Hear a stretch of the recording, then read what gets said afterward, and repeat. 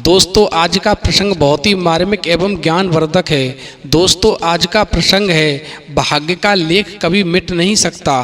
तो दोस्तों वीडियो शुरू करने से पहले मेरा आपसे एक अनुरोध है, यदि आपने अभी तक हमारा चैनल सब्सक्राइब नहीं किया है तो प्लीज़ आप चैनल को सब्सक्राइब कर लें, क्योंकि आपका एक सब्सक्राइब हमारे लिए बहुत ही महत्व रखता है। दोस्तों वीडियो थोड़ी लंबी हो सकती है, लेकिन वीडियो को पूरा देखें और मुझे पूरा विश्वास है यदि आपने वीडियो पूरी देखी तो निश्चित ही आपके मन को शांति मिलेगी और आपका जीवन निश्चित ही सुखमय हो जाएगा। तो दोस्तों इस प्रसंग को हम एक कहानी के माध्यम से समझेंगे। देखिए दोस्तों, किसी गांव में एक बुद्धिमान ब्राह्मण रहता था। उसका एक दोस्त भी था जो एक पैर से लंगड़ा एवं बहरा था तथा वह दूसरे गांव में रहता था। एक दिन दोस्तों वो ज्ञानी ब्राह्मण अपने बचपन के दोस्त से मिलने के लिए जब घर से निकलता है तो उसके दोस्त का घर काफ़ी दूर था। दोस्तों वो ब्राह्मण रास्ते में जा रहा था कि उसे अचानक एक हष्ट-पुष्ट आदमी दिखाई देता है और वो भी उस ब्राह्मण के साथ चलने लगता है। तो वो ब्राह्मण उस मनुष्य का नाम पूछता है तो दोस्तों वो व्यक्ति अपना नाम महाकाल बताता है। दोस्तों वो ब्राह्मण मन में सोचने लगा कि मेरे मित्र का घर तो काफ़ी दूर है, मैं अकेला रास्ते में जा रहा था, अब 1 से 2 हो गए, चलो ये महाकाल मेरे साथ जा रहा है, हम लोग बोलते बतलाते आराम से वहाँ तक पहुँच जाएंगे तो रास्ते का सफ़र भी आराम से कट जाएगा। दोस्तों अब वो ब्राह्मण और महाकाल दोनों साथ साथ चल रहे थे कि अचानक एक गाँव आ गया। तभी दोस्तों महाकाल ने उस ब्राह्मण से कहा कि तुम चलो, मुझे इस गांव में थोड़ा काम है, मैं इस गांव के आगे मिलूंगा। दोस्तों ये कहकर के वो महाकाल जो था उस गांव में प्रवेश कर जाता है। जैसे ही दोस्तों उस महाकाल ने उस गांव में प्रवेश किया, वैसे ही एक भैंस एक व्यक्ति में एक लात मार देती है, जिससे वो व्यक्ति मर जाता है। अब दोस्तों उस ब्राह्मण की मुलाकात उस गांव के निकलने के बाद में फिर उस महाकाल से हो जाती है। तो ब्राह्मण कहने लगा, क्यों महाकाल, काम करके बहुत जल्दी आ गए? महाकाल कहने लगा, हाँ महाराज, काम ही कुछ ऐसा था, बहुत जल्दी से मैंने निपटा दिया और मैं वापस आपके पास आ गया। अब दोस्तों थोड़ा सा आगे बढ़ने के बाद में फिर एक गांव पड़ता है। दोस्तों महाकाल उस ब्राह्मण से कहने लगा, ब्राह्मण देव आप आगे चलिए, मुझे इस गांव में भी थोड़ा काम है, मैं अभी इस गांव में काम निपटा करके और फिर मैं तुम्हें गांव के बाहर मिलूंगा। दोस्तों ब्राह्मण तो उस गांव से आगे बढ़ जाता है, लेकिन महाकाल जैसे ही उस गांव में प्रवेश करता है वैसे ही एक घर में आग लग जाती है और उसमें 2 प्राणी जल करके नष्ट हो जाते हैं। अब दोस्तों वो ब्राह्मण उस गांव के आगे जो निकल गया था, महाकाल फिर उसके पास में पहुंच जाते हैं। दोस्तों ब्राह्मण देव कहने लगे कि मेरे मन में एक शंका है, जब आप मुझे पिछले गांव में छोड़ करके गए थे तो उस गांव में एक व्यक्ति की मौत हो गई थी, क्योंकि वहाँ पर रोने चिल्लाने की आवाज़ आने लगी थी। और आप जब मुझे अगले गांव में छोड़ करके जैसे ही उस गांव में घुसे वैसे ही एक घर में आग लग गई और उसमें 2 व्यक्ति जल करके नष्ट हो गए। मैं समझ नहीं पा रहा हूँ, मुझे कुछ शंका है, आप अपना असली परिचय दीजिए, आप आखिरकार कौन हैं? तो दोस्तों वो महाकाल जो थे अपने रूप में आ जाते हैं। तो ब्राह्मण की बात सुनकर के वो महाकाल कहने लगे कि आप तो विद्वान ब्राह्मण हैं, फिर भी आप मुझे पहचान नहीं पाए।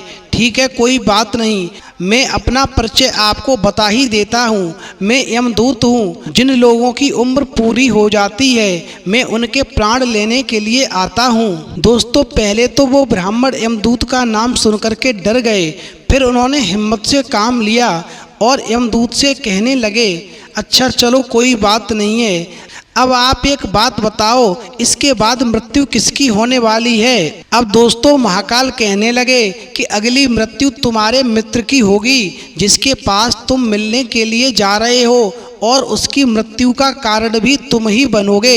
दोस्तों एकदम से वो ब्राह्मण मन में सोचने लगे कि मैं जिस मित्र के पास मिलने के लिए जा रहा हूँ उसकी मृत्यु मेरे पहुँचते ही हो जाएगी, तो फिर ऐसा करना ठीक नहीं है, मैं उसके पास नहीं जाऊँगा, मैं वापस अपने घर लौट जाता हूँ।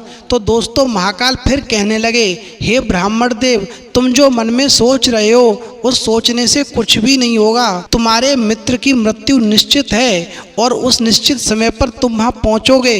अब दोस्तों वो ब्राह्मण मन में सोच रहा है, चाहे कुछ भी हो जाए, अब मैं अपने मित्र से नहीं मिलूंगा, और एकदम से वो वापस लौटने लगे।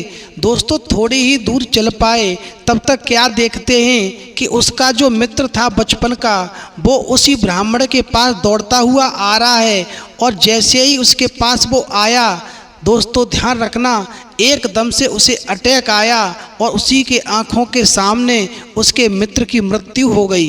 दोस्तों जब ये नज़ारा उस ब्राह्मण ने अपनी आंखों से देखा तो वो ब्राह्मण उस महाकाल से कहने लगा, हे महाकाल, अब तुम ये बताओ मेरी मृत्यु कब और कैसे होगी। तो महाकाल कहने लगे, देखिए तुम्हारी मृत्यु आज से ठीक 6 महीने के बाद दूसरे राज्य में फांसी लगने से होगी। दोस्तों महाकाल की बात सुनने के बाद में वो ब्राह्मण अपने घर गया और सीधे अपने राज्य के राजा के पास गया और ब्राह्मण ने राजा से सारी बात बताई। तब राजा ने राज्य सभा में ये प्रश्न सबके सामने रखा। तब उस राज्य सभा में यह फैसला किया गया कि यदि ऐसी बात है तो ब्राह्मण इसी राजमहल में 6 महीने तक रहेगा। राजा ने ब्राह्मण के लिए राजमहल में सारी व्यवस्था करवा दी। दोस्तों समय धीरे धीरे व्यतीत होने लगा।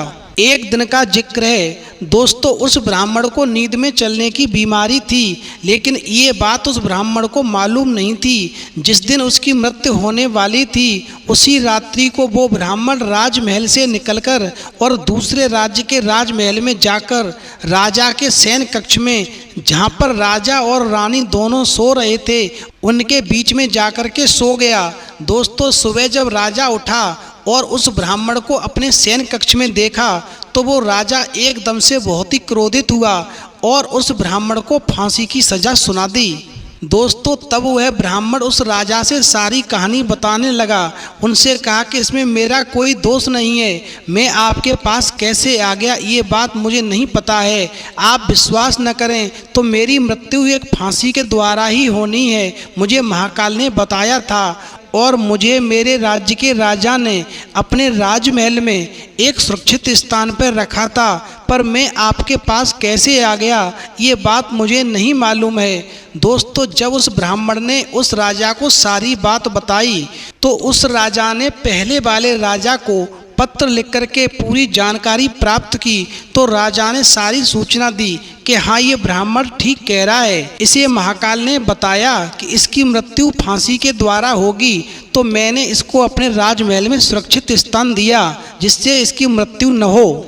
दोस्तों इधर वो राजा उस ब्राह्मण को फांसी की सज़ा सुना चुका था, लेकिन उस राजा के यहाँ कानून एक ही चलता था। यदि राजा ने किसी को फांसी की सज़ा सुना दी, भले ही वो व्यक्ति फिर निर्दोष क्यों न हो, उसकी सज़ा माफ़ नहीं हो सकती थी। अब दोस्तों सभा बुलाई गई। उस सभा में इस समस्या का समाधान क्या निकले, तो उस सभा में ये निर्णय किया गया कि राजा की बात का उल्लंघन भी नहीं हो और इसकी ज़िंदगी भी बच जाए, इसलिए इसे एक पतले धागे से फांसी लगा दो। जब ये पतले धागे से इसको फांसी लगाई जाएगी तो धागा टूट जाएगा और इसकी ज़िंदगी बच जाएगी और आपका भी वचन दिया हुआ पूरा हो जाएगा। दोस्तों जो प्रस्ताव सभा में पारित हुआ, राजा ने उसी के मुताबिक एक धागे की रस्सी बनवाई और उसके गले में डलवा दी। दोस्तों वो धागा इतना पतला था कि जैसे ही उस ब्राह्मण के गले में फांसी के लिए वो डाला गया, एकदम से वो धागा उसके गले में रगड़ गया और दोस्तों उस धागा के रगड़ लगने से उस ब्राह्मण की गर्दन कट गई और खून निकलने लगा। दोस्तों इतना खून निकला कि उस ब्राह्मण की मृत्यु हो गई। तो दोस्तों ध्यान रखना, इस कहानी से हमें ये शिक्षा मिलती है कि जो भाग्य में ईश्वर ने लिख दिया वह कभी मिटाया नहीं जा सकता। यदि हम अच्छे कर्म करेंगे तो हमारे भाग्य को अच्छा लिखा जाएगा और यदि हम गलत कार्य करेंगे तो हमारे भाग्य को गलत लिखा जाएगा। दोस्तों ध्यान रखना, इसलिए हमेशा हमें अच्छाइयों का साथ देना चाहिए और बुराइयों से हमेशा बचना चाहिए, तभी ही हमारा जीवन सुखमय व्यतीत हो सकता है।